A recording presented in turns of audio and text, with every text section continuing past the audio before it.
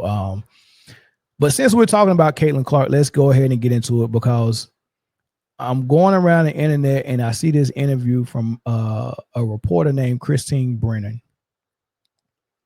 And I couldn't believe my ears on some of the stuff she was saying. First of all, she's writing a book. And this book that she's writing, well, actually, she already wrote the book. It's done. It's coming out next month. You can pre-order it now. But it's all about Caitlyn Clark. So she interviewed so many people, did so many, she even interviewed Caitlyn Clark. So she done extensive research for this book. But the premise is basically based on all the nonsense that we was hearing around the WNBA last year, that all the females are jealous, the WNBA don't know how to handle this superstar. And all of these type of things they're saying. And she even suggested that Caitlyn Clark should leave the WNBA and start her own league, so that league can cater to her better than the way the WNBA is catering to her. This is what we're dealing with this type of fan base. They're serious about this, right? So let's go through this interview. There's a whole bunch of things she said. Let's go through this interview and let's dissect it. I am a big, like most red-blooded Americans, I'm a big Caitlyn Clark fan. I compare what she is to when Tiger Woods broke onto the golf scene, or Magic, when Michael Jordan took off in the NBA. She's a one-person beacon. Like people are drawn to her. The thing I don't get, Christine, is that in the case of Tiger and in the case of Jordan, the other players and the league around them, in Tiger's case, the PGA Tour, realized that a rising tide raises all boats and were incredibly supportive of Tiger and Jordan. With Caitlyn, it seems like, for whatever reason, she's polarizing. Like she's been hit with more flagrant fouls than any player ever this year. They tried to come at you when you were writing a story and said, don't ask questions about why people don't like Caitlyn Clark. But I'm going to ask you, Christine, why is she polarizing in your opinion? Why do people not embrace the phenomenon that is Caitlyn Clark? All right, I'm going to stop it there because he said some stuff that I got to address before Christine started talking. We've got to stop comparing what we're seeing in the WNBA with Caitlyn Clark to Tiger Woods and Michael Jordan, right? We've got to stop comparing what we're seeing with Angel Reese and Caitlyn Clark to Magic and Bird. It's not that, right? Let's address the Tiger Woods and Michael Jordan thing. He first said that Caitlyn Clark reminds me of Tiger Woods when he joined the PGA as a professional, right? Here's the difference. Man, I don't want to do this, man, because I really like Caitlyn Clark, man. It's really her fans. Caitlyn Clark. All right, so Tiger Woods, before Tiger Woods got hurt and went through that stuff with his wife and all that stuff, he automatically, by how good he was, he automatically was the best golfer that we've ever seen. And it was an argument whether, the greats like, what's the other? Well, I can't even remember the other greats, right? Because I'm not a golf fan. I'm forgetting the names. But it's 2 or 3 guys that's up there. Y'all can say their names in the chat. It's 2 or 3 guys that was up there. Tiger Woods automatically was up there. The difference between Tiger and Caitlyn is not automatically in the discussion with the greats. She's not up there with Myra Moore, Jack Nicklaus, and is one more. I don't want to say Phil. I don't think it's Phil Middleton. I don't think it's Arnold Palmer, but it's Jack, and it's one more. I can't remember. It might be Phil. It might be Phil Mickelson and Jack Nicklaus. It might be both of those guys. But yeah, Tiger was already up there. They tried to put Caitlyn up there, but what happened is people like Dinah Taurasi, people like Cheryl Swoops, people like Gino Auriemma in UConn, all of these former players and coaches was looking like, no, I can, like, I'm like, what she's doing is phenomenal. She can ball. She's the best player in college right now. But I'm telling you, just from experience, she's not better than these girls in the WNBA. I'm telling you, she's not better than them. But just by saying that, you sounded like a hater. Like you couldn't admit that and just say, "No, she's not that good." Tiger Woods was hands down that good already. The reason is because they're all playing the same course. It's not a team game. Nothing, anything that goes wrong is your fault. Either you can hit the ball and get it in the green or get it in the hole, or you can't. Phil is playing the same golf course I'm playing. So my shot or my handicap or whatever, however you do that in golf, whatever that number is, tells me how good I am. But your stats in basketball don't necessarily tell you that. Because when you evaluate a player, when you look at a Paige Beckers that played at UConn and you look at a girl that played at Iowa, and you look at the UConn team and see, oh man, they got five stars in their starting lineup. Coached by a coach that's not going to let you take over the game and just play me basketball. Versus a player that's playing at Iowa where they're saying, look, man, we lucky to have you, man. You a 5-star, but we don't even have another 3-star on this team. It's just a 5-star with some 2 stars, like what Steph did at Davidson. Like when you see that and you see their numbers are inflated because they're not being held back.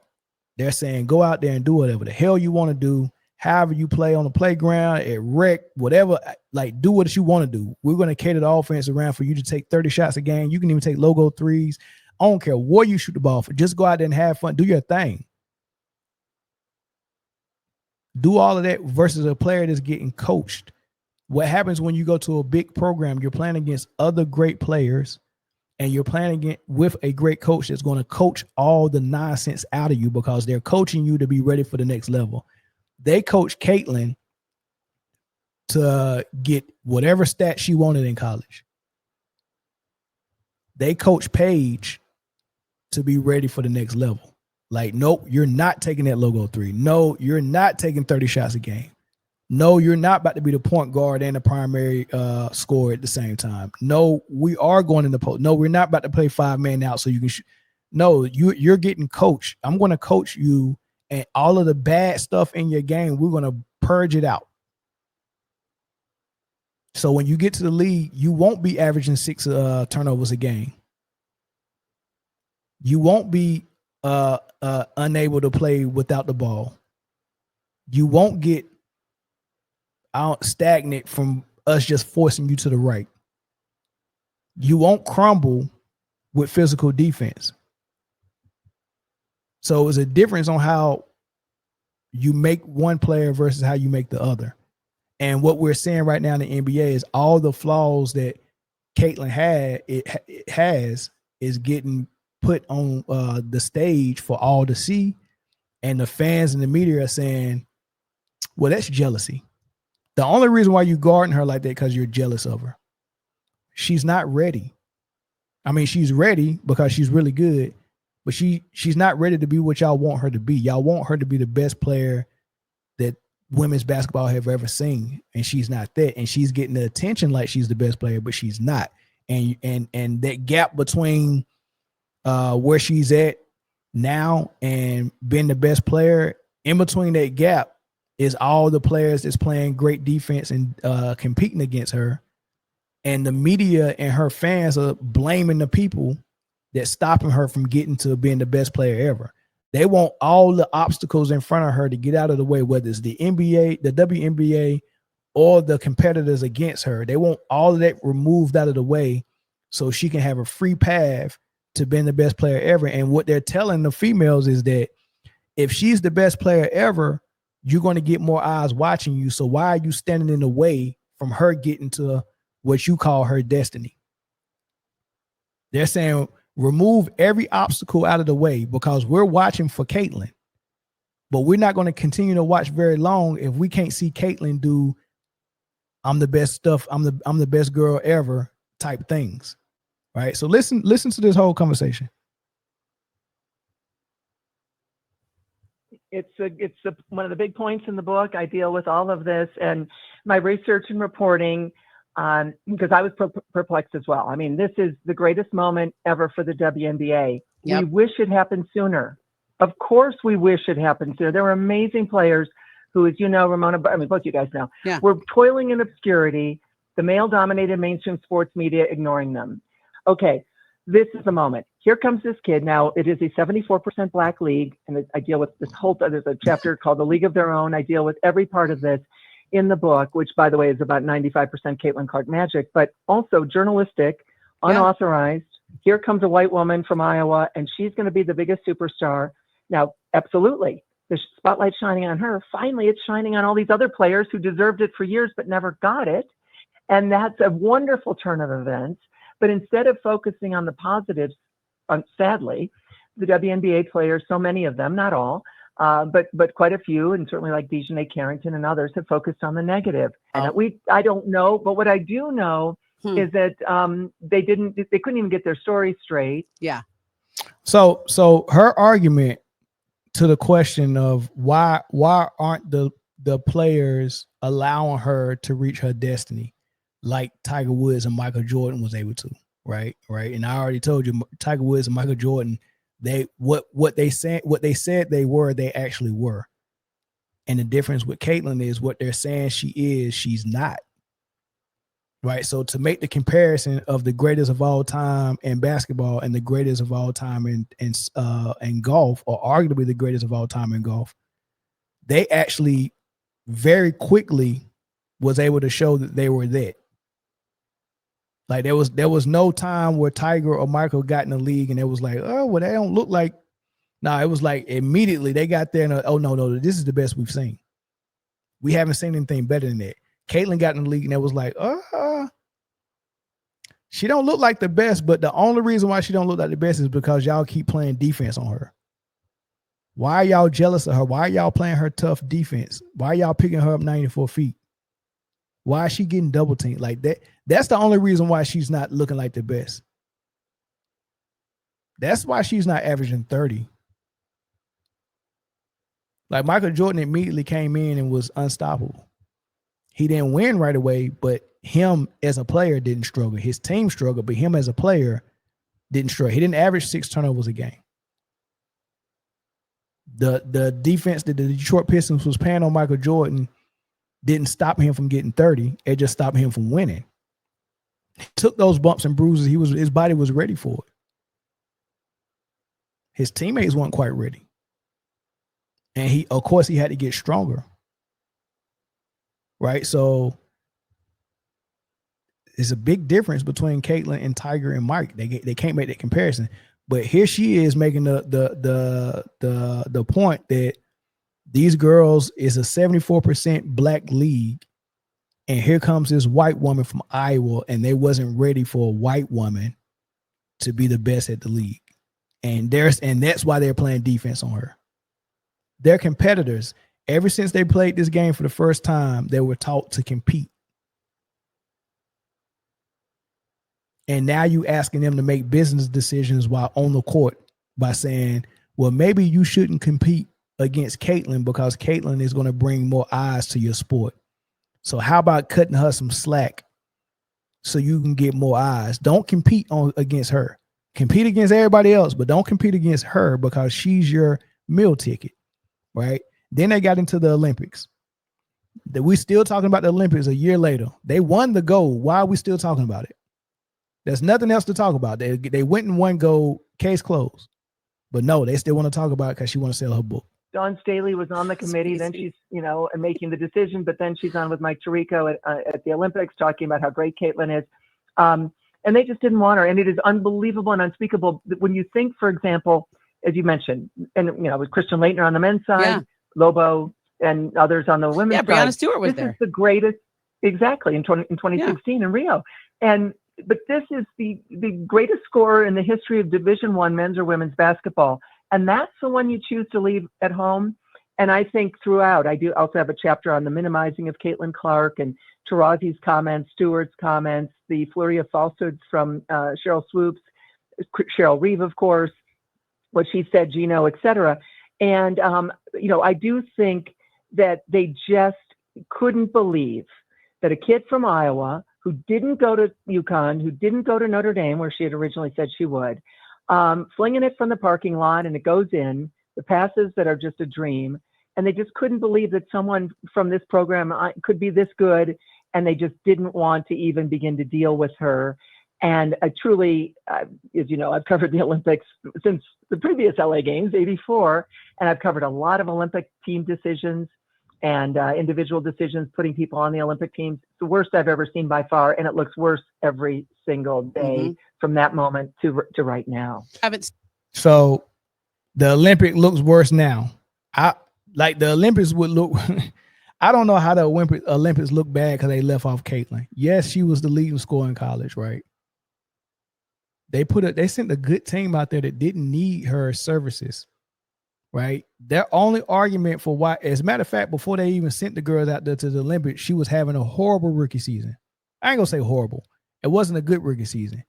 The rest that she got while they was at the Olympics, when they came back and started back the league back up after the Olympics, Caitlin Clark came out on fire. And she had a really good second half of the season leading up into the playoffs. So she needed that rest. Remember, she had 2 straight runs to the finals with a lot of attention, and then went straight into the giraffe, and then went straight to the Olympic trials, and then straight to training camp for Indiana Fever, and then straight into the season to play her rookie season. So she didn't really have no rest, right? That break she got from the Olympics did her some good. She had a really good season after the fact, but they didn't really need her services. And if you look at how she was playing, she wouldn't, she wasn't eligible. She shouldn't have she shouldn't made that roster. They took girls that was better than her. The only argument is, Taurasi was old and Caitlyn was looking better than her. Doing okay, that's fine. But Taurasi was on that team for her leadership and them giving her a last hoorah before she got out here. The same reason why LeBron was on the Olympic team getting his last hoorah. That's a courtesy. I don't mind a courtesy. Caitlyn's going to get several courtesies like that once she established herself like Diana Taurasi did. When it's her last Olympics or her last chance to play the Olympics, that she's going to get that same courtesy. And there probably will be some rookie that will get left out. Right. The fact that we have to make and change all of these rules for Caitlyn is insane. Here's the really big one. When she said that she's thought about that she probably should go and start her own league, that's when that one took me out. Suffered like we have, you shouldn't get to enjoy all this, just because you're you. And I don't know. I'm trying to wrap my head around it myself.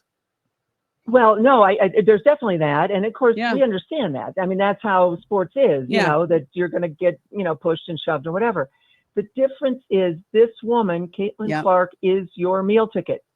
This is, again, you talked earlier about. So all the rules that used to apply shouldn't apply now because the difference is she's your meal ticket. Tiger Woods. Well, Tiger, and I covered Tiger the length of his career. Absolutely. I mean, they got it quickly and moved on. Now, there wasn't social media the way there is now, so who knows what Tiger would have taken, incoming there. Yeah. But the difference there is men's golf had Arnold Palmer and Jack Nicklaus, and going back, Sam Snead and Byron Nelson. Yeah. So men's golf was established. Yeah. Tiger took it to a whole new level. Yeah. The WNBA was always down at the bottom, sadly, and Caitlyn's bringing it up into major league status. Yes, but Tiger had the popularity and the game. Like his popularity and his game matched. Caitlyn's popularity and her game is uneven. It's a gap between it. There, you can't ask the people that are competing against her to fill that gap for her. You get what I'm saying? Like the gap that's between her popularity and her actual game. They want that gap to be filled by the WNBA and the people competing against Caitlyn. They want them to fill that gap with falsehoods. Well, in order to make it look like her game matches her popularity, let's guard her less. Let's let her shoot the threes. Let's not pick her up 94 feet. Let's not get physical with her. She should never have a flagrant foul. Status, men's major league status. And that's where you have to say, yes, play her tough. Caitlyn doesn't want any sympathy. She's tough. She can give it out and take it, and she's feisty and all that. But you don't want to injure her. And of course, now, as we know, she's injured again. Now she's injured again, and she's got a problem with that. Look, you don't want her to get injured. If she's your meal ticket, the last thing you want her to get injured. So don't play her physical, because if she get injured, you're going to lose money. And that means they're going to lose over half of their viewership, because those are the stats. It's extraordinary. It's a devastating day in the WNBA. She's injured again. That is terrible for them. And I'm not even sure that it registers for them. Do they really want to keep the small things small, Ramona? Is that where we are? Right. I truly, and I don't have the answer to that. Sure but seems like it. It is absolutely perplexing. What should be the greatest moment ever in women's team sport. And it is, because of Caitlyn Clark and the fans and the girls and the boys getting the autographs. Instead, the league continue. The leadership of this league has just failed miserably. That's just not my voice in the book. That's other people as well. Yeah. And what a shame. What a shame, because this is the moment they've been waiting for. Right. So the leadership, the WNBA has failed as well. So not just the players are jealous. The leadership is horrible with the WNBA. They've failed because, and Brandon Jenner said this on Girls Arena last year. And I think Jeff Teague said it as well. He said, these girls got it all wrong. Like, I'm not saying let Caitlyn score, because like I said, Caitlyn got off to a very rough start her rookie season. Her first 5 games were not good. And probably more than that. It was looking bad. And it was NBA players saying they've got to let her get off, because a lot of people are watching for her. And if y'all make her look bad, people are going to stop watching. Y'all about to mess this up. Everybody's saying y'all about to mess up. We want to see Caitlyn shooting these threes and these logo threes and hitting them like we seen in college. That's what people was excited about. You have to let us see that. So they want Caitlyn to be the Globetrotters, and they want everybody else to be the generals. That's what they're asking for the females to do. Like, just let her do her thing. Like, they're seriously asking professional competitors to be the generals for the Globetrotters. But like I said, the biggest part that blew me away from this interview is when they said that she should leave the WNBA and start her own league. This seems somewhat ridiculous, but I'm going to throw it at you anyway. Somebody hit me up earlier in the week and said, what if Caitlyn Clark just left and started her own league because of the way she's been treated? Would that work? What do you think? You know, it's interesting. I thought of that too. Nike loves her. Nike, she's got Wilson, obviously. She's got Gatorade. And if Nike said, we're going to make the Nike Clark League, right? You know, it takes a few years to get the arenas and whatever, but you know, the TV contract, I mean, it's Caitlyn. Yeah. Again, the TV viewership it's Caitlyn Clark. It's not Angel and Caitlyn. It's Caitlyn. It's Caitlyn Clark only. And I think Angel's a great rebounder and great, excellent at what she does. Yeah. She doesn't move the needle on TV ratings. It's Caitlyn, and they could do it. I think they could absolutely put it together in a couple of years. And I'll say on that, because I agree with you. It's fascinating and it's doable because of the void and the vacuum of leadership that the WNBA continues to exhibit. Dude, you cannot make this up, man. The entire league is jealous. The WNBA leadership has failed Caitlyn Clark, and she probably should, and Nike should support it, and it's capable for her to leave and start her own league, Caitlyn Nike League, starring Caitlyn Clark. What player do you know that wants to compete is going to go and play in a league?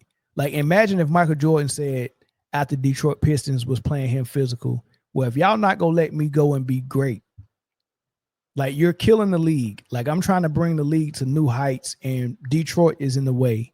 So let me leave, start my own league called Nike Jordan League.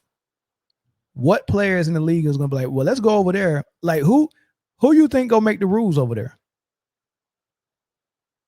In the Caitlyn Clark Nike League, the name of it already telling you what the purpose of it is. You won't be. You probably won't be able to even score against Caitlyn. Like Caitlyn might be able to get 10 fouls. Everybody else get 5 fouls. Like who would go and play in that league? Like you really sat here and this is this wasn't a question that just popped out of thin air. This is probably something that she wanted to ask, and it, she asked surprised, like, you know what? I actually thought about that. Like either way, it's bad. If one guy was thinking, what you think about her starting her own league? If he had that random thought in his head, and just so happened that this person he's interviewed also had a random thought about that same thing, and thought about it enough to where you could just quickly come out and throw details out how it could work. Either you're duped or you're trying to dupe me. And you got to get up mighty early in the morning to dupe me. So this was a question that was premeditated. She wanted that question because she wanted to put that out there. Because what she want to put out there is, if y'all don't start letting her do her thing, you're going to lose the greatest asset you ever had in the league. Which is another reason why they're celebrating the fact that she's hurt right now, so they can say, look, she's hurt, and look at your ratings going down. Guess what happened to the ratings when Paige Beckers played against Fever without Caitlyn Clark? 20,000 plus people in the stands. The biggest number of fans watching a female sporting event in Texas.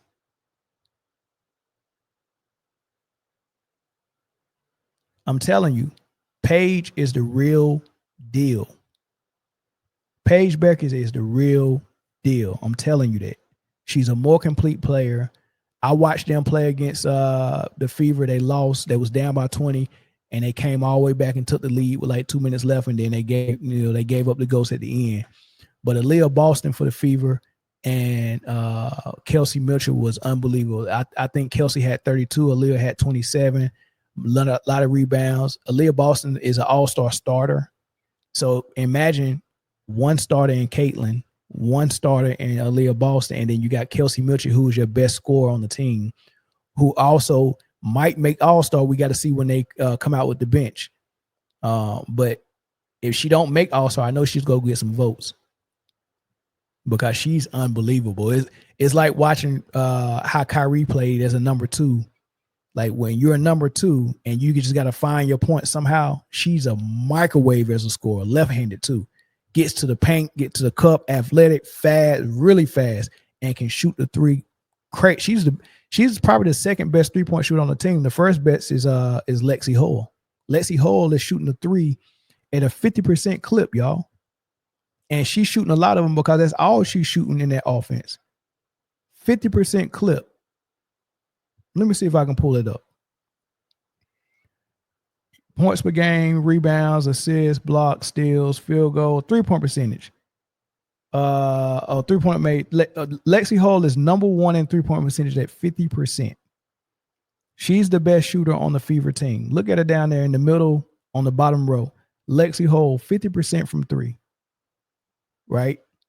The rookie, Tiana Popo from she plays for Atlanta. She came from South Carolina. She's one of the girls that came off the bench and shot the lights out against Caitlyn Clark and the Fever in that national championship game. She's shooting at 48%. Right. So when they tell you, oh man, all the shooters are in a shooting slump, that's a lie.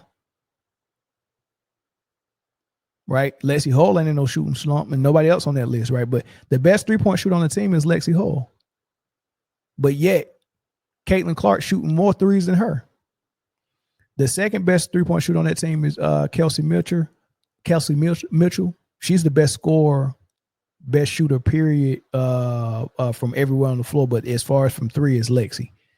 Right. But Kelsey Mitchell is unbelievable. And when she got hot, here's one thing that a team that's coaching Paige Beckers can do that you can't do for Caitlyn Clark is when Kelsey Mitchell got hot, they called the timeout, and I'm watching this game. They called the timeout. I say, okay, what's the adjustment? You know what the adjustment was? They came out of the timeout, and for the rest of the game, Paige was guarding Kelsey.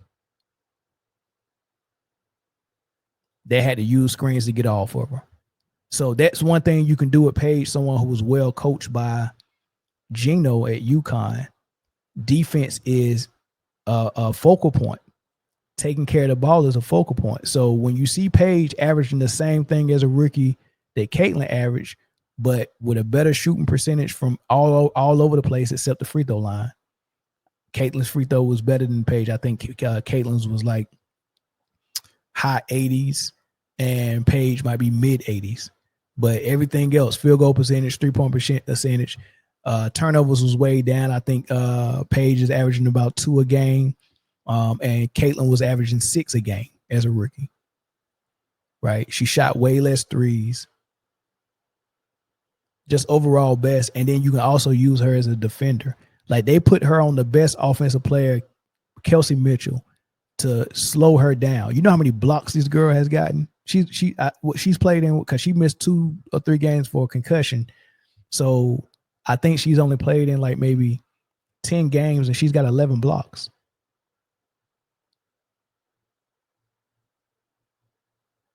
And 2 steals. Like this girl can defend. She can play off the ball, play with the ball. She ISO. She don't need a screen to beat her man. The girl is unreal. She's the real face of the league. If you looking toward the future, I mean, we know as far as popularity, it's Caitlyn. Her name and her face is the name right now. The best player is Asia Wilson and Fiza Collier. The best player of the future is Paige Beckers and Juju Watkins in college. It's not Caitlyn. Right? So maybe she need to go start her own league. I mean, she can take her popularity. You know, sometimes you got to do stuff like this. Sometimes, okay, I'd rather grow slow at a slow pace and eventually get there versus to sell the whole farm for one fan base. I mean, Caitlyn fans have admitted if y'all don't pick her for the U.S. Olympic team, we're boycotting the Olympics. We're not watching the females. We want your ratings to tank. Like they was purposely blacking out the Olympic Games for the females so they can come back and say, see, y'all should have took Caitlyn. Look at y'all ratings. Like they was personally trying to sabotage the Olympic ratings by not watching, by blacking it out. Right? That was purposely doing it. And then now they're saying if Caitlyn is hurt and not playing, we're going to purposely boycott and black out all WNBA games. And oh, by the way, we don't watch no other games anyway. We only watch Caitlyn. Like this is insane work, nasty work, very nasty work. Right. So last thing I say, right. They want to compare her to Tiger and Michael and Steph and all this stuff. That's not the real comparison. As far as popularity and her all-star votes and stuff like that, that's very similar to Yao Ming and his fan base. You know, he was going to get voted in every time, right? That's very similar. As far as what she did in college, all that shooting, very similar to Jimmer Fredette, right? Imagine if Jimmer Fredette did all that shooting in college, got to the NBA, and when people started playing physical on him, that neutralized him. Like he couldn't handle the physicality of the NBA. He couldn't score at that clip. Imagine if his fan base was so huge and so MAGA-like that they said the NBA players are jealous of Jimmer Fredette because he's white and he's the best player in the league because of what he did in college. And the NBA's leadership is incompetent because they're not fixing it so Jimmer Fredette can do what he did in college in the NBA. And they're forcing Jimmer Fredette on you. And when you sitting here looking at like, there's no way he's better than Kobe or LeBron or T-Mac or none of these players is in the league right now. Like he's not even better than Raymond Felton. Like, thank you for what you did in college, man. The Jimmer Fredette mania was real. The Tyler Hansborough stuff at Carolina, that mania was real. We enjoyed it. Even what JJ Redick did at Duke, man. All them great players that went to Duke, JJ Redick outscored all of them.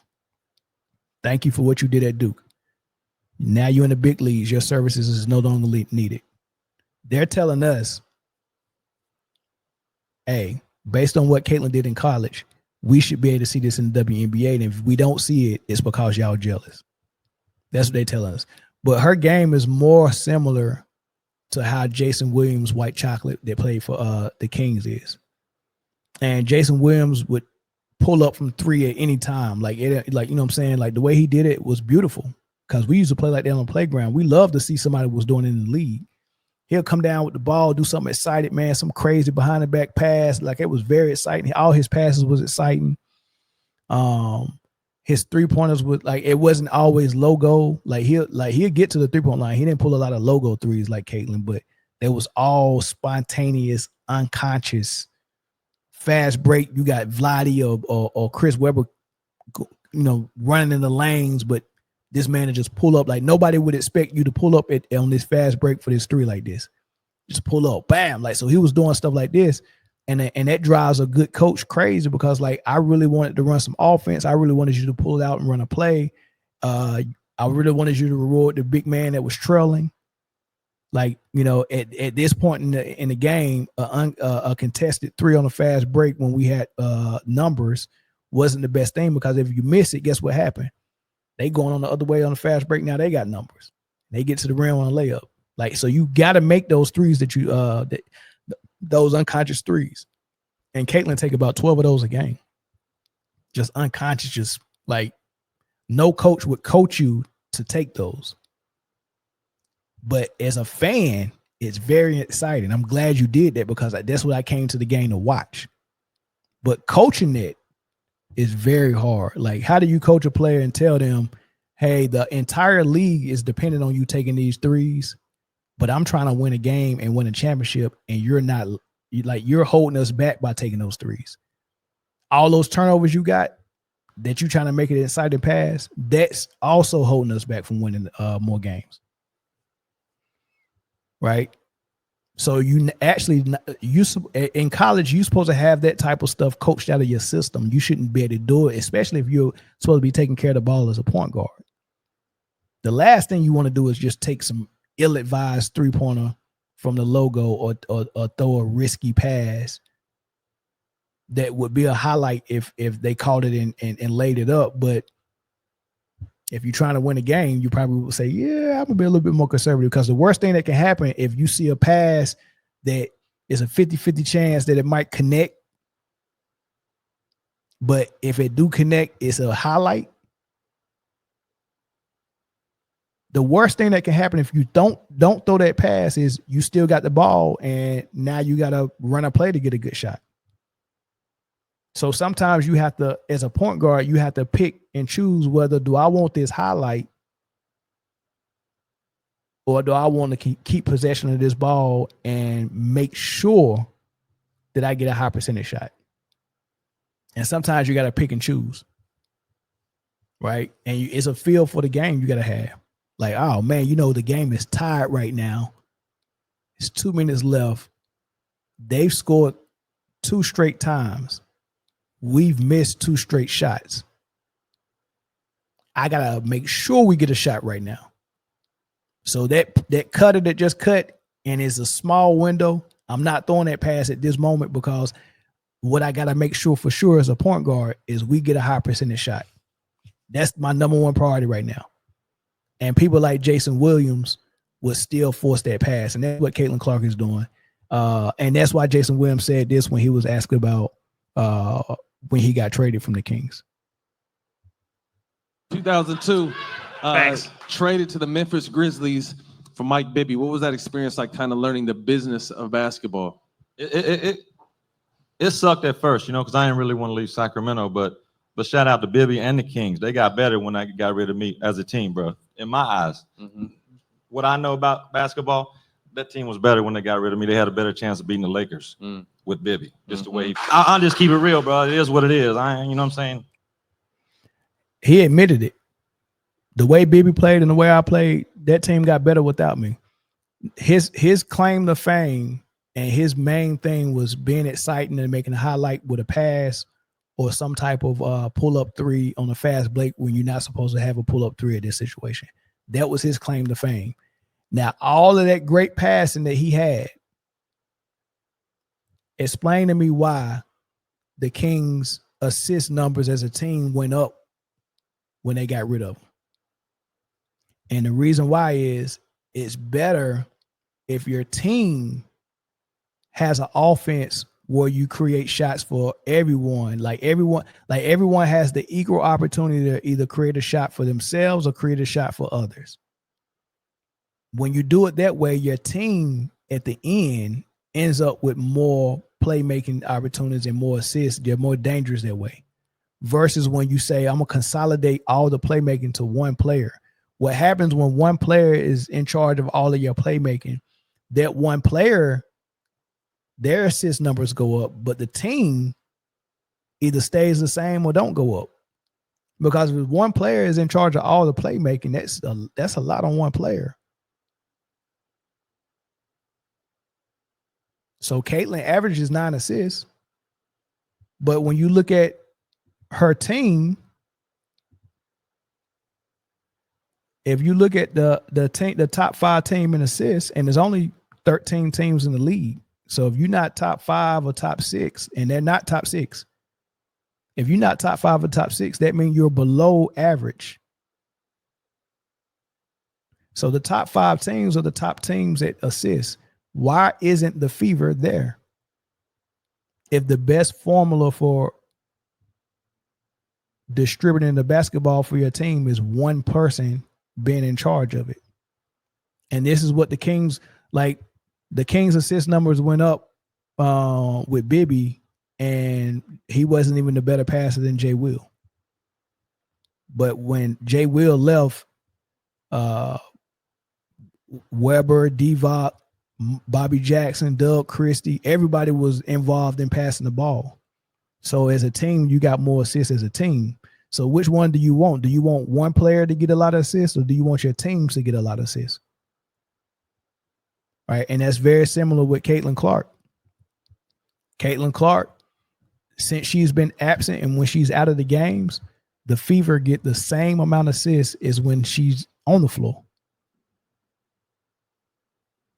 So if we can still get 20 to 21 assists a game the way we do it without you, why are we going to turn our offense into every play we're doing a high screen and roll for you so you can inflate and pad your assist numbers?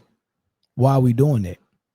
Right here's an article that kind of summed up some of why Jay Will was traded, and I want you to tell me if this sounds like Caitlyn Clark a little bit. Williams was Sacramento's 7th overall pick in 1998, but despite putting up good numbers and becoming a fan favorite, like those are key words, good numbers and fan favorite, due to his flashy style of play. Who does that sound like? Logo threes, flashy passes, Caitlyn Clark.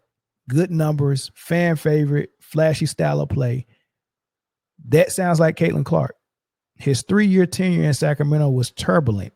Dang, turbulent, up and down, really?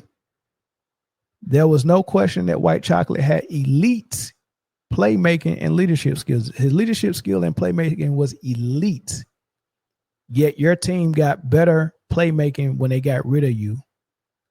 Won more games when they got rid of you. Went further when they got rid of you, and got more assists when they got rid of you. He was the engine that ran Sacramento's high-power offense, just like Caitlyn. However, the Kings front office thought that his erratic behavior, not just on but off the court, outweighed his talent. Erratic behavior on the court was part of his play style. Just jacking up threes, just trying street ball fancy passes for no reason. Not being able to read the room well. Like it's not time for you to make that type of shot attempt or that type of pass attempt at this time. Sounds like Caitlyn. It sounds just like Caitlyn, y'all. So y'all keep all that in mind, man. When y'all see all this, man, it's she's not the one. They're trying to force her into being the one. The one don't average six turnovers a game for 2 straight years. And I can't even say 2 straight years. Since her freshman year at Iowa, she's been averaging 6 turnovers. Her coach never got this coached out of her.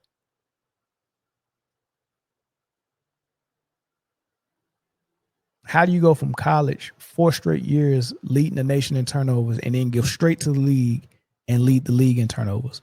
And the crazy thing about it is she set a record last year for turnovers. Never seen that many turnovers before in the WNBA. She's missed 5 games this season, maybe 6. And she's already on pace to break her record from last year. How is that even possible? Right? So turnover machine, can't handle physicality, can't go right. And the media want to force the WNBA and force her competitors not to compete against her. I think that's interesting.